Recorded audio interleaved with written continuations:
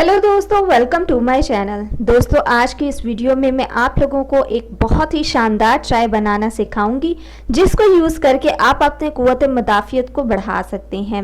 दोस्तों, video start करने से पहले मैं नए आने वाले यूज़र से रिक्वेस्ट करूंगी कि वो हमारे चैनल को सब्सक्राइब करके जल्दी से बेल आइकन के बटन को प्रेस कर दें। वीडियो पसंद आए इसे लाइक और शेयर ज़रूर करें।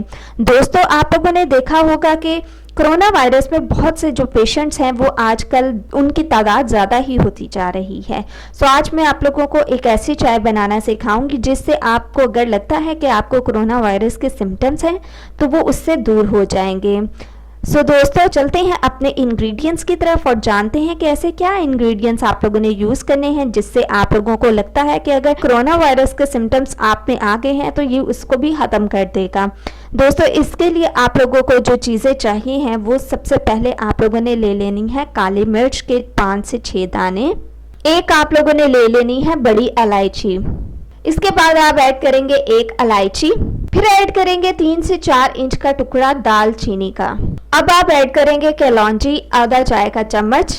हल्दी ऐड करेंगे पीसी हुई तकरीबन 1 पिंच।